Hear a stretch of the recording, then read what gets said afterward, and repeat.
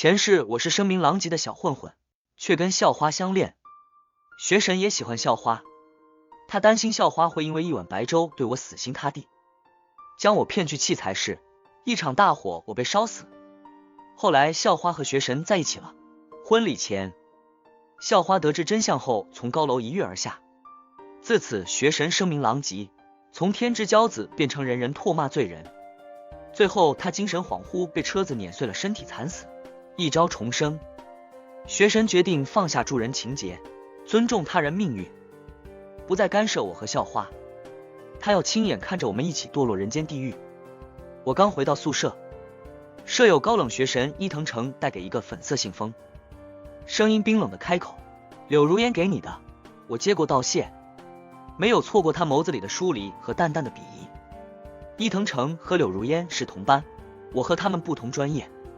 我手机昨天摔坏了，还没修好。柳如烟想找我，只能拜托伊藤诚帮忙。女孩子不好意思直说约会时间地点，才选择了写信。明天是考研的日子，柳如烟的学习成绩一直优异，但没人知道她考前容易焦虑。我们没在一起的时候，她最常用伤害自己的方式缓解压力。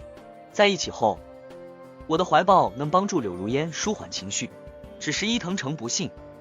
他眼中我这个从来不去图书馆自习室，考试经常压线及格的渣渣，只是贪图柳如烟年轻美丽的身体。他笃定我会带着柳如烟沉沦在最低级的情欲中，影响她的前途，所以在前世他才会模仿柳如烟的字迹，诱骗我去偏远弃财室。今生他把信交给了我，不是因为答应了柳如烟，而是他前世积压下来的恨。前世我和伊藤诚也是可以在篮球场上打球的兄弟，又住一个宿舍。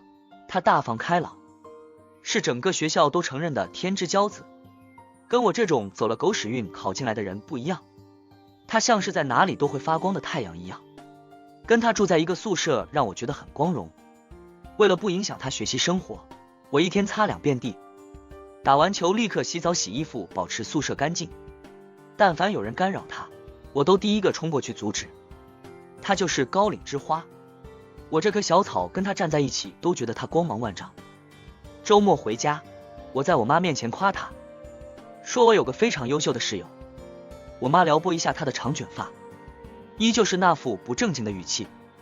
既然他有钱，就好好跟他搞好关系，他手缝里随便露一点都够你妈去赌2把了。我毫不客气的回怼：赌，你就知道赌，早晚输的人家把你的手指全砍下来。小杂种，敢这么说你妈，看我不打死你。接着房间里响起重物摔打撞击的声音，没多久我夺门而出。她是我妈，我只能回嘴不能动手，脸上不免被她抓了2道印子，非常狼狈，但我不后悔。我不允许我妈把主意打到伊藤诚身上。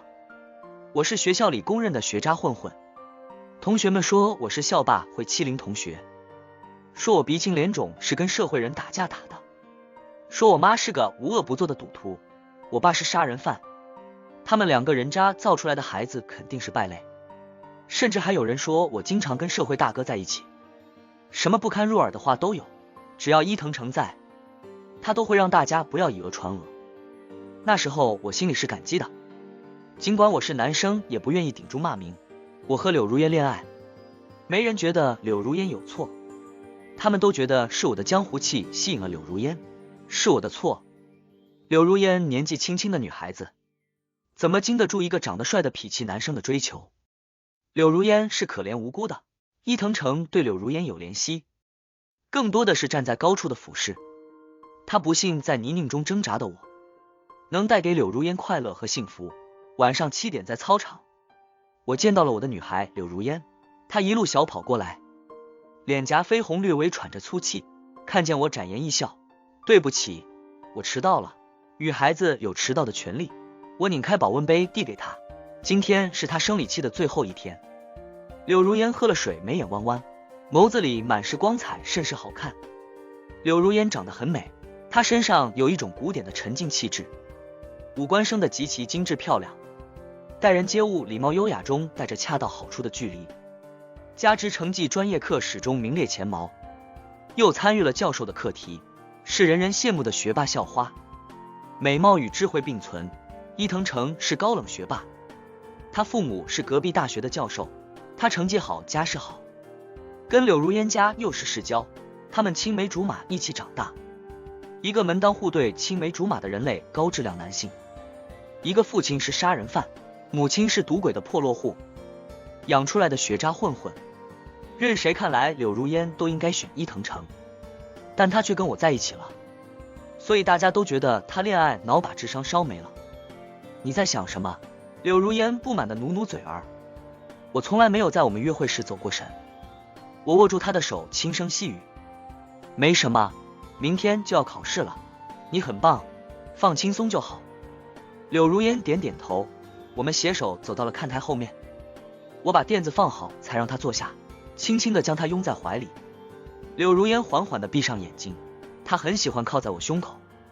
她说听我的心跳很有安全感。夜色沉沉，我低声在她耳边说加油。她仰起头咬住我的唇。我们吻得难分难舍的时候，我听到了脚步声，抬眸看见一个熟悉的身影。他像是觉得自己打扰了我们一样，转身快步离开。西西，别忘了你答应我的。离开的身影微微顿了顿后接住继续走远。你放心，我会放松的。柳如烟哑住嗓子回应。我回宿舍的时候，听见伊藤诚站在阳台上淡淡的说了句自甘堕落。他以为柳如烟答应我的是放弃考研，大学毕业就跟我结婚生子，从此穷困潦倒。我轻笑，在他眼中柳如烟到底算什么？一个有独立思想的优秀女性认为的爱情，难道是放低身段去迎合恋人的平庸吗？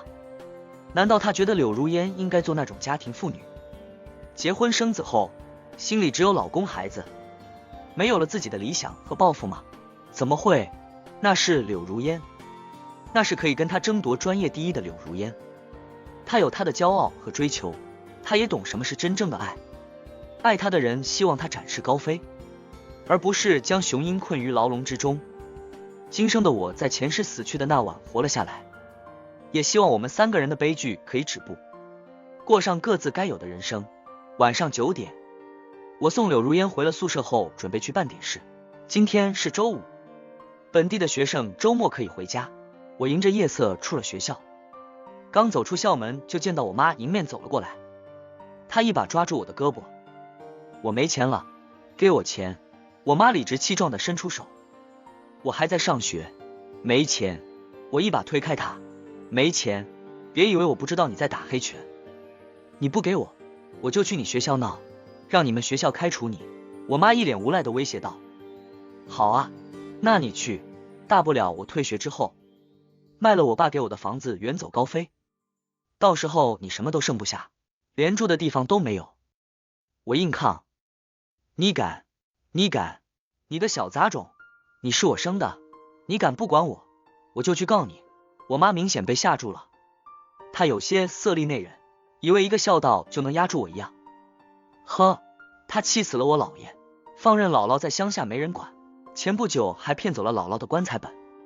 这样的人想用孝道压我，你尽管去告，看法院是先判你还是先判我。我向前逼近一步，我妈本能的后退一步。你现在乖乖回去，至少还有个住的地方，否则惹恼了我。我是你生的，你自己半分人性都没有，我会有吗？我咧嘴露出一个森森的笑。我妈吓傻了，她好像看见了面目狰狞的我爸，吓得撒腿就跑。我站在路边平复许久，才抬腿走向了拳馆。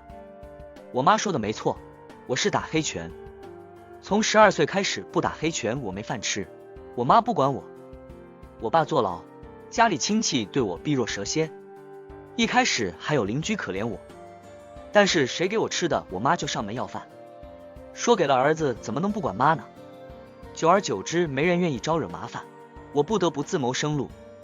刚打拳的时候，我每天都被打得鼻青脸肿，但我是最抗打的，总能爬起来。后来老板都看不下去了，就收我做了徒弟。再后来国家出了整顿政策，地下拳馆变成了正规拳馆。我现在在拳馆做陪练是份正经的工作，合法的。第二天一早，我拎着早饭出现在女生宿舍楼下，柳如烟走出门看见我，笑得灿烂。你怎么这么早？我送你去考试，先把早饭吃了。我温声开口。伊藤诚从我身侧经过，目光在我手里的早餐上稍作停留，又复杂的看了柳如烟一眼，最后什么都没说就越过我们离开。从他的眼神中看到了对我的薄凉和鄙夷，他以为我会在早餐里加料，让柳如烟无法正常完成考研考试。他恨我们，想看我们在底层徘徊。他有大病。我送柳如烟去了考场，考试2天，我早上送晚上接。柳如烟的情绪很稳定，我看得出她现在的放松，真好。所有考试结束，柳如烟和伊藤诚前后走出考场，来接伊藤诚的是他的父母。听他说考试后要跟父母聚餐，柳如烟和伊藤诚父母认识，自然要过去打招呼。伊伯父伊伯母好。西西呀，考得怎么样？伊母笑问道。还行，基本都会。柳如烟礼貌回应。你没准备弃考？伊藤诚下意识地问道。弃考？我怎么会弃考？柳如烟不解地看向伊藤诚。伊藤诚看了一眼站在不远处的我，没再说话，就拉着伊家父母离开。柳如烟走到我身边，他说话怎么莫名其妙的？我拧开保温杯递给柳如烟。鬼知道，男人的心思咱别猜，他不是舍友兼男神吗？我以为你会感兴趣。柳如烟打趣道。我只对自己的女朋友感兴趣。我俩笑闹着去了我在学校附近的出租屋，没注意到校门口车子上伊家父母震惊的脸色。藤诚，西西有男朋友了。是校霸混混，很多女孩子追他。伊藤诚只淡淡的回了句。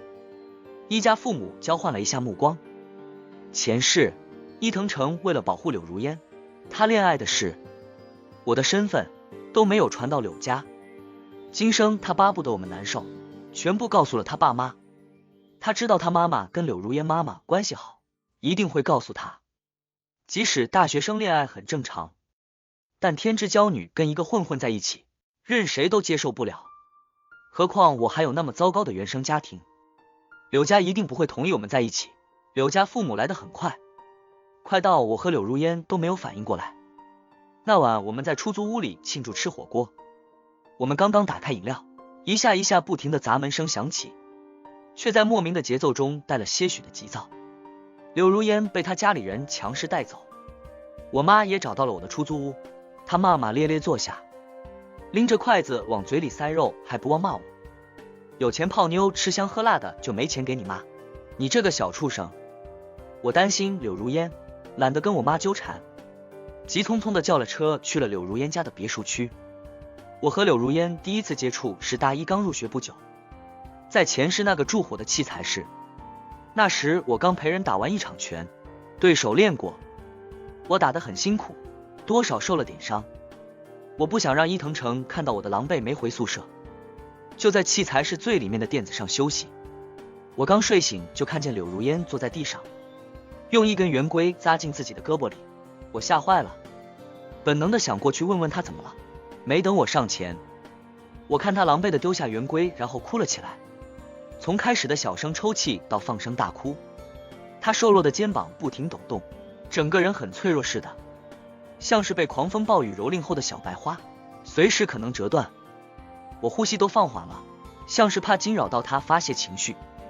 许久之后，柳如烟似乎平复了，她发现了我。你怎么在这？我就是刚刚打完拳，有点累，就在这歇会。你放心，我什么都不说的。我急忙说道。我是知道柳如烟的，她跟伊藤诚同专业，是妥妥的天之娇女。学校里很多人都说她跟伊藤诚天生一对。对不起，我打扰你了。没有，我一糙汉子哪有什么打扰，我没问她怎么了，就陪她有一搭没一搭的聊着天。那天起，我和柳如烟关系亲密起来，我们总是心照不宣的来器材室聊天。我知道了她的秘密，柳爸爸是高干，妈妈是主任医师，外人眼中是妥妥的高知家庭。但是柳如烟并不幸福，她的父母都冷静严谨自持，他们从来没有表达过对彼此的爱意，更没有表达过对柳如烟的爱。他们每天要求柳如烟要像尺子一样生活，她的体重不可超过标准体重1两，每年身高的增长比例都有要求，如果有任何一项达不到，等待柳如烟的就是残酷的训练和严格的饮食控制。166高88斤，柳如烟保持了3年，她不敢有丝毫偏差，就连生理期多久换一次卫生巾，都在柳妈妈的严格要求下。柳如烟从小就是别人口中的天之娇女，成绩始终名列前茅，钢琴、马术、高尔夫样样都出类拔萃。尽管柳如烟更喜欢琵琶、游泳和跑步，但是她爸妈不允许她喜欢他们规定之外的东西，她不得不放弃，按照他们修剪的样子慢慢长大。因为反抗的代价是她承担不了的，他们会在她面前毁掉她心爱的物品。5岁的时候，柳如烟和幼儿园小朋友打架，柳妈妈不问原因，她警告柳如烟必须大方，必须得体，然后在她面前优雅的剪碎了柳如烟每晚抱住睡觉的小兔子。小兔子是柳如烟去世的外婆亲手做的，她撕心裂肺的哭，柳妈妈高傲的举着剪子。那一幕一直多年后都是柳如烟的阴影，他们总能精准的找到她的喜爱。之后同学送的礼物，她心爱的明信片，她珍藏的 CD 都被一一摧毁，她不得不学乖。我每每想到她的遭遇都心疼的要死，我恨不得替她难受。柳如烟在日复一日中学会了压抑自己的情绪，她人前那么从容优雅，对人永远大方，她可以谦让任何人，只要那个人需要，甚至不用开口，柳如烟便会主动退让。她必须做父母眼中的完美女孩，否则就该死。无处宣泄的情绪，柳如烟只能用伤害自己的方式来宣泄。她说第一次小刀划过皮肤的时候，她只觉得微微刺痛，看住鲜红的血液流出，莫名的有种畅快感，我很后怕。好在她没有到自杀的那一步就遇到了我，我告诉她可以换种方式，以后我都听她说话，什么时候她都可以找我。柳如烟第一次主动找我是大一期末考试前1个月，她现在的专业是生物科学，她并不喜欢，是她爸妈的决定。她被现实和自己的期盼折磨得看不进去书，大把大把的掉头发，甚至产生了强烈的自杀欲望。期末如果考不到前几名，等待她的必定是生不如死。我赶到的时候，柳如烟割脉了，鲜血染红了她的衣服，我吓死了，抱着她正要打电话叫120，她按住了我的手，虚弱地说：季伯达，别让人知道。我心疼的要死，还是应了声好。我用衣服盖住她的头，抱着她从学校院墙的空隙搀出去，去了较远的医院。柳如烟在医院住了2天，她跟老师说有个项目数据测算不准，请了1周的假。老师当然不会怀疑学霸，当即批准。我陪了柳如烟1周，她出院后，我带她去了她从未去过的场所，电玩城、游乐场、网吧，又带她去吃了她从来没吃过的食物，肯德基、麦当劳、盒饭、炒粉。我一遍一遍地告诉她，这个世界有很多你没碰触过的东西，有时候适当的放纵也是快乐。那天晚上，柳如烟做了自己这辈子最胆大的事，她亲了我，还伸手脱了我的衣服。我们那天吻得昏天暗地，险些擦枪走火，但我忍住了。我是真的爱上了这个聪明又可怜的姑娘。我对她说，我们可以恋爱，等你真的了解了我的时候，如果你还愿意，我们就在一起。那天柳如烟抱住我哭了许久，她的眼泪落在我的胸膛，缠绵的像是狂风暴雨一样。前世她是研究生考试的成绩出来后，才知道我死了，她绝望的跑到我家里去找我，被我妈扯着头发扇耳光，她骂她是婊子贱人，说我被烧死一定是因为她，如果不是偷偷摸摸的情侣约会，怎么会有人大晚上去器材室？我妈疯狂的咒骂，她骂柳如烟犯贱自甘堕落，还没毕业就跟男生睡，骂她该死。她对柳如烟又打又骂又咬，甚至撕扯她的衣服。她叫嚣着要让所有人都看看这个不要脸的女人。柳如烟跪在地上求我妈让她进门，让她知道我葬在哪里。我竭尽全力想要保护我的女孩，但我的手只是从他们的身体里穿过，我无能为力。是伊藤诚及时赶到，他用外套牢牢包住了柳如烟，替他扛下了我妈后面的打骂。那天之后，柳如烟住院了，她自杀了很多次。研究生虽然考上了，但是没有读。他爸妈嫌弃他丢人不要脸时，只有伊藤诚陪在他身边，陪他一起看医生，陪他吃药。慢慢康复后，他们自然而然地走到了一起。后来伊藤诚也没有读研，他和柳如烟一起毕业工作。再后来两家协商好结婚事宜，他们开始准备婚礼。那段时间的柳如烟频繁走神，但伊藤诚很得意。婚礼前一天，伊藤诚喝多了酒，他跟伴郎说起当年的事。他说他对柳如烟的感情很复杂，有爱也内疚。说起他修改了柳如烟和我约会的地点，我听到了。我看见柳如烟站在卧室门口，他也听到了。我疯了似的想要捂住伊藤诚的嘴，但我又失败了。我听见伊藤诚说，我不知道器材是会助火，我只是不想柳如烟误入歧途，不想柳如烟放弃自己大好的前途。伴郎安慰他，过去的就过去吧，以后你们好好的就行了。我在看向柳如烟的时候，他转身径直走到了窗户边，他喃喃地说住，是我害了你，如果不是我要见你，他就不会改地址了，你也不会死了。不，不是你，燕燕，跟你没有关系，跟你没有任何关系，你不要，我疯狂的大喊着。但柳如烟还是打开了窗户的安全锁，然后毫不犹豫地跳了下去。我随着他下坠，看住他唇角挂着笑，听见他最后的声音，季伯达，我来找你了。他在我眼前绽放成一朵血红色鲜艳的花，我哭得颤抖。傻姑娘啊，我只想你好好活住，你活着就好，活着才能找到自己的快乐啊，你怎么就没放下我？伊藤诚和伴郎都被楼下的尖叫声惊醒，他们冲出来看见已经死亡的柳如烟。伊藤诚跌坐在地上，伴郎颤抖着声音说，柳如烟他听到了，他听到了刚刚我们的谈话，知道你改了他们的约会地址，害死季伯达，他才自杀的。周围的人听到了伴郎的话，不知道谁把这话传了出去。那天起，人人称赞的天之骄子伊藤诚，成了为爱不择手段，破坏了一对有情人的罪人。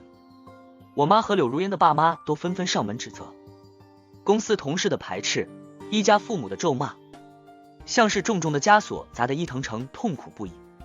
他在精神恍惚下出了车祸，大货车从他的身上碾过，他的骨头都被压碎了，极致的痛在他胸腔放大。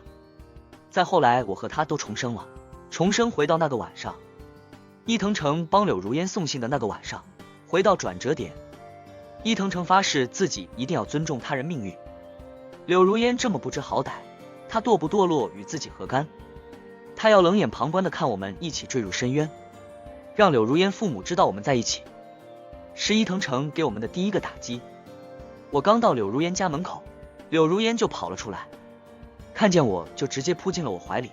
伯达，燕燕，伯达，我成功了，我刚刚成功的反抗了。他们要说要告你拐带少女，我说我成年了，我是自愿的。我心疼的看住柳如烟，燕燕，别让我说完。他们说我这么冥顽不灵，说我不知好歹，说要跟我断绝关系，他们还把户口本给我，让我滚，我就滚了。柳如烟看住我，说着说着放声大哭，我用力抱着她。燕燕，你还有我是不是很糟糕？我是不是不够听话，不够优秀？我有努力过，但我真的受够了。我是个人啊，我是个人，我不是他们手中的提线木偶，我有血有肉有感情的。为什么一定要像一把尺子一样生活？为什么我不能有一点点自由？为什么我连喜欢谁都要按照他们的标准？柳如烟哭得不能自已，她几乎站不稳。我把她抱起来，她双手环住我的脖子，脸埋在我的胸口。我的女孩受苦了，燕燕，以后你只管按你的想法走，我会一直陪着你。你是自由的灵魂，我会永远守护你。酒店，我安顿好柳如烟后，去超市买了泡面和鸡蛋，又买了她爱喝的奶茶。她抱着奶茶坐在床上发呆。我用烧水壶煮了鸡蛋帮她敷脸，她的脸被打肿了。今晚先在这里休息，明天我们就回学校。马上放寒假了，你有空想想去哪里？我们出去旅行。柳如烟，我想去北方看下雪。她从来没有离开过我们生活的城市，因为她父母不允许。我也没有离开过，因为没有钱。好，我来安排，我有很多压岁钱。柳如烟摸出一张卡递到我手里，你安排，你的钱你留着。我揉了揉她的头发，安抚许久后，柳如烟睡住了。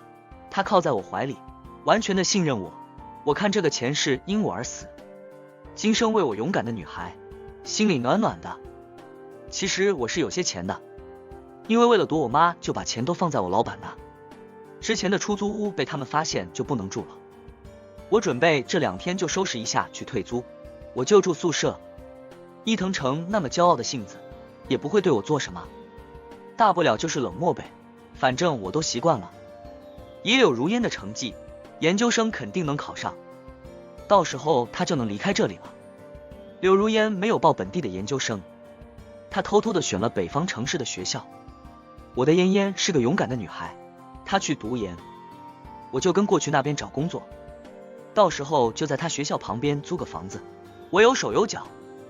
她聪明能干，我们一定能把日子过得很好。一直到期末考试后，柳家没人来学校找柳如烟，也没有联系过她，像是在等她妥协。我回宿舍住，没想到先离开的是伊藤诚，他考研前也申请了国外的大学，那边的通知书先到了，伊藤诚收拾好东西就走了。我知道是他让柳家父母知道我们恋情的，我对他从前的卢静彻底碎了，我觉得他很 low， 懒得搭理。宿舍剩下我一个人，轻松自在。我每天都在查资料整理东西。考试结束，我和柳如烟一起踏上了北上的火车。北方城市很美，我们下车刚好碰上下雪，漫天的雪花自带浪漫的拥抱。柳如烟兴奋地在雪地里转圈圈，我陪着她，把行李丢在路边就地堆雪人打雪仗，她兴奋得很，开始小声跟我说下雪真好，慢慢的声音变得越来越大，下雪真好啊。我宠溺地看住她玩闹，到她玩累了才叫了车。我报了地址，是一个小区。柳如烟问我们住民宿，我笑着说道是我租的房子，在你考研的学校旁边。我跟租房的大姐说是来读书的，她还给我优惠了不少。柳如烟顿了顿问道租房子很贵吧？柳如烟对金钱的概念并不清晰，她从小就是养在笼子里的金丝雀，没什么是可以自己做主决定买的，都是父母给什么她用什么。还好我这几年一直在打拳，赚了不少钱，我师傅还给我介绍了这边的拳馆，毕业也不会失业。我捏了捏他的小手，你不准备在本专业找工作吗？我的专业学的时候就没怎么用心。我低下头有些羞愧，家里的事情乱糟糟的，我还要养活自己，精力有限。柳如烟说道没事，自媒体前景很不错，你可以把你打拳的视频发到网上，慢慢积累粉丝，粉丝多了可以开直播带粉丝打拳。好，真能行的话，你假期咱们出去玩也不耽误赚钱。我眸光一亮，我们家嫣嫣就是厉害。一路憧憬着美好的未来，我们到了出租屋，房东大姐在等我们，知道我们下车直接过来，大姐还给我们炒了4个菜和煮了饺子。看住屋子里烟火气息，心里也是暖乎乎的。房东大姐热情地说道你俩好好在这住住，缺啥少啥跟姐说。我们连连道谢，我俩吃饱喝足，才开始参观我们未来3年的小房子。2室1厅的构建，主卧有一张双人床，次卧是一张单人床，还有一个半新不旧的书桌。客厅有一个大阳台，半圆形的，没有封窗，我们打开拉门就能摸到雪。2个傻乎乎的南方人兴奋的不要不要的，毫无困意。我们一起趴在书桌上，开始想着怎么改造我们的小家。当然，改造前要经过房东大姐的允许。许多年后，我们有了大房子，也还是不免想起那晚，两个人脑袋凑在一起，小声嘀咕，兴奋的大笑。我们休整了2天，一边慢慢采购生活物资，一边在城市里游玩。我的存款不多，交完房租还剩下5万。我先把柳如烟的学费单独留出来，余下的钱一部分用来改进我们的生活，一部分要留够最后1学期的生活费。大4下半年，开学报到后就可以实习去了，到毕业的时候再回去。我和柳如烟商量好，决定报到之后就回来这边。他的成绩出来后，就跟这边的导师先联系，先去导师那边帮忙做实验也是好的。这段时间是我有生以来过得最舒心的。转眼开学，我们回学校报到，办好手续，一起去了高铁站。我妈这个时候找到了我，她拉着我的胳膊，死活不肯让我走。看见我身边的柳如烟，扯着嗓子破口大骂：“小贱人，就是你勾的我儿子不回家！你这个小杂种，为了女人自己妈都不要了，你还算是个人吗？”我妈嗓门很大，她一喊，很多人都围了过来。柳如烟脸色涨红，她从来没有遇到过这样的泼妇，一时间有些不知所措，本能的往我身后躲了躲。围观的人纷纷开口帮腔：“小伙子，怎么能不要自己妈妈呢？就是妈妈生养你一场，她容易吗？小姑娘你也是，长得水灵的怎么能破坏人家母子关系？”我用力握住柳如烟的小手，坚定的开口：“一个赌鬼母亲，你们要吗？”周围人一愣，一个从小不给你1分钱，5岁就逼住你做饭、洗衣服、做家务的妈妈，你们要吗？12岁开始我就得自己养自己，每天吃不饱饭还要被他抢走口袋里的钱，这样的妈妈，你们要吗？一个宁愿把钱给陌生男人买烟，也不给我买个面包的妈妈，你们要吗？我看着他们一字一顿掷地有声，周围人沉默了。拿出手机，本来想拍摄的人也默默地放下了手机。我妈怒吼道：“你干点家务了怎么了？谁家孩子不是自小做家务的？你能赚钱，我花点怎么了？我是你妈！”这下周围人爆了：“什么东西啊？小伙子快走，别理他！”就是我们给你拦着，你们走。我向众人道谢：“谢谢大家，我的家事我们私下解决。”众人看我也像是个有主意的，慢慢散开了。我妈见众人看自己的眼神都很凶狠，不敢再叫喊。我开口说道：“我每个月会在你之前的卡里转钱。”好儿子，妈就知道你是个好的。我妈眸子亮晶晶的，瞬间态度大好。1个月800，你住我的房子，生活费只够你生活的，我会安排人看着你。一旦发现你在赌，钱就没有了，房子我也会卖掉。我妈大吼：“你敢？你看我敢不敢？到时候你想我给钱就去法院起诉，法院判多少我给多少，你最好相信我现在的话。”说完，我拉着柳如烟进了车站。我妈碎碎念：“真小气，养女人大方，对我这么小气。”我不在意，也没回头。我要先对自己和柳如烟好，对她爱不了，剩下责任而已。回到出租屋，我们彻底安顿下来。柳如烟考上了研究生，她提前联系了导师，导师知道柳如烟已经搬过来，很是高兴。我们一起见了一面，吃了个饭。导师是典型的北方长辈，大方热情，知道柳如烟这段时间没什么事情，直接把她带去了实验室，跟师兄师姐们一起做项目。我也开始了新的工作，我长得还蛮帅，在拳馆很受欢迎。我注册了自媒体账号，开始是记录打拳，后来慢慢的粉丝多了起来，我就直播带粉丝打拳。到我们毕业的时候，我已经是个拥有几十万粉丝的拳击博主了。柳如烟总是夸我能干，我们在她开学前1天领了结婚证。新的生活，我们是彼此唯一的家人。3年后，柳如烟研究生毕业，我们都爱上了这座四季分明的城市。在这座城市落地生根，我们买了房子，一栋郊区的独栋小别墅，建筑面积不算大，但有一个超大的院子。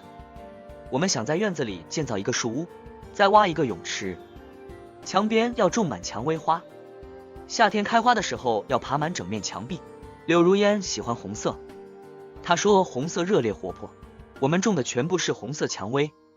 柳如烟还专门留出一片空地，说是要种菜，以后也要享受自给自足的生活。柳如烟研究生的3年，她的父母从来没有联系过她，不知道是在赌气还是什么。柳如烟也从来没有提起他们。我妈倒是联系了我几次，想跟我多要点钱，被我果断拒绝。她打电话频繁的那个月，我直接断了她的生活费，毕竟她还没到我该付赡养费的年纪。知道害怕后，我妈再也不敢了，消停的过她的日子。